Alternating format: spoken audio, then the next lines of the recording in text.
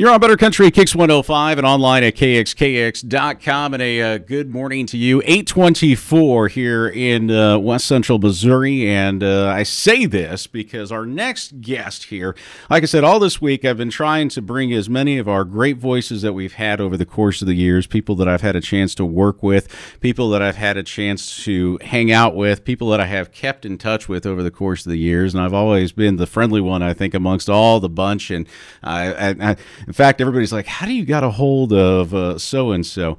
Well, our next person, last hour we talked with the Treacer Man, and that was fun. Now we're going to talk with somebody that was actually there with me before the beginnings of Kicks 105, and it is the one and only Tina Sapp. How are you, Tim? And Tina, are you there? Sorry. Doggy dog. I was thinking about your husband, Tim, all of a sudden. Old. She was there all the way at the beginning of it before me. You were. Yeah. You and I were knob, we were knob drama people, Mrs. Pierce's tutelage and so much more. And we got our roots started. The funny thing about it that I most remember is that you and I actually didn't have very many classes together, although you graduated a year later than I did. So you are indeed younger than me, Tina. So don't forget that, okay? It's true. And we didn't have a lot of classes together, but we did, I think, perform and plays together or partake in drama class and things like that. So it only made sense that you and I would both go into radio. But it's an end of an era, Dougie Dog, because I live in Canada now, but every time I would go back, you would be able to let me in that building, the old radio station, the new radio station, and tell me what was different, what changed, and what stays the same. And whenever I come into town, you would even graciously open up your own home to have a reunion of all the old DJs. And so it certainly is an end of an era. Yeah, well, you know what? We'll still have those gatherings. Don't worry about that, So, but now we'll have to break into the station. Well, yeah. We'll have to do that, I think I actually have the last of the unmarked keys, to be honest with you. That's how long I've been with the station. So I don't know. Maybe I'll be able to keep those keys, you think?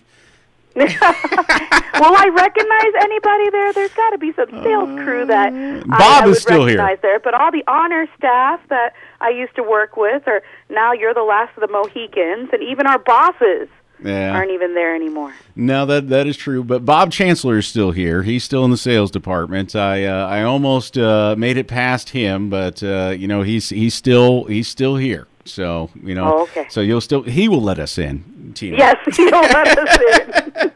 I don't know if anybody else will, but he will let us in. No, I'm kidding. Current staff has been great, and I've always considered this a lot of fun. I still have to refer to this. I mean, I had a blast with Tina all the way to the very end when you were here, because you got married live on the air, and I was the one that actually was the one that was broadcasting all that stuff that was going on. We grew up at that station. I say this because, again, I'm not that old. I started there at 18. And so we really did. We grew up there. I went through university at that station. I talked about my horrible dating experiences on that station. And eventually I did get married on that station. And then you, Doug, when you started, you were just a kid as well. And you had your kids grow up on that station, too. Yeah, absolutely. Still one of my favorite memories of Gabe is we were finishing up some tornado coverage. I don't know if I ever shared this story. I'm sharing little-known facts about me here this week, things that I've never shared on the air for the last 16 years, one of which actually did happen on the air, but I didn't talk about it afterwards. We had tornado coverage. I love coming in and actually covering that. You know that, right, Tina? Right. And I had Gabe with me, and I think he was like 3 or 4 years old. And I had him sit outside of the studios because Diana was, I think, working at that time. And I was like, I can't leave him at home in a tornado. You can't do that, right? That's good parenting, I think.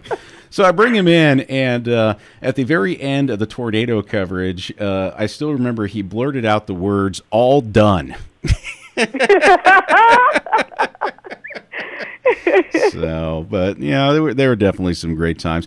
Perhaps my favorite memory, though, with you, though, Tina, I got to say this, was you actually worked on my very first shift that I worked here. We had to do Cardinals baseball coverage. And back in the day when we actually had to push the buttons, remember how fun that was? Yeah. Yes.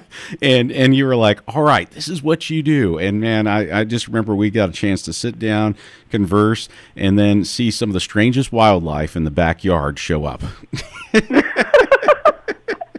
You know, I actually, speaking about board operating a Cardinals game, I board operated the second longest Cardinals game in history. Oh, really?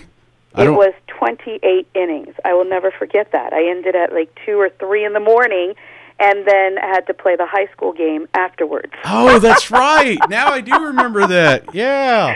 Yeah. You were like, where was Doug then, right?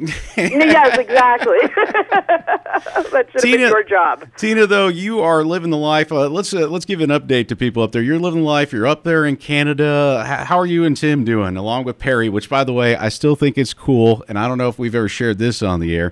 You named your child after Perry Foster.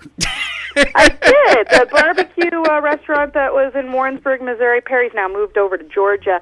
But when my husband and I went on a date there, he took one bite of Perry's barbecue and said, I will name my firstborn son after this place.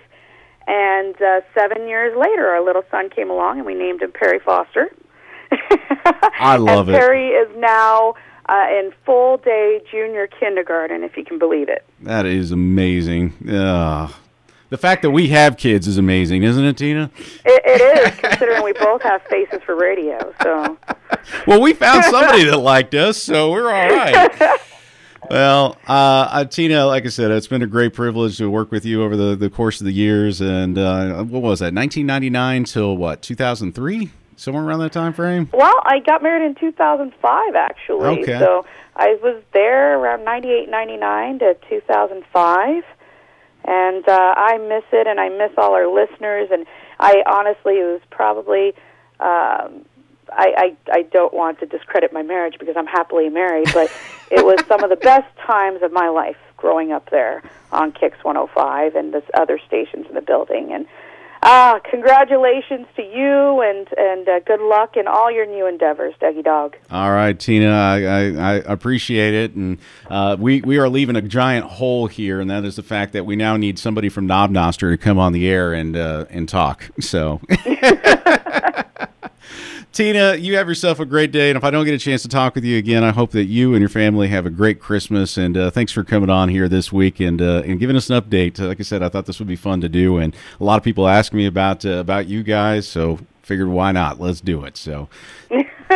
Happy holidays, everybody. All right, Tina, take care. That is Tina Sapp here with us this morning, one of our great voices from the past. And I remember she was our midday gal here on Better Country Kix 105, jack of all trades, and did so much more, including the mornings on our sister station, which was then today's best hits.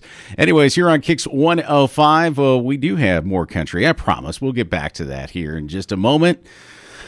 So let's let the country roll, shall we? It's Greg Bates. Did it for the girl on Kix 105.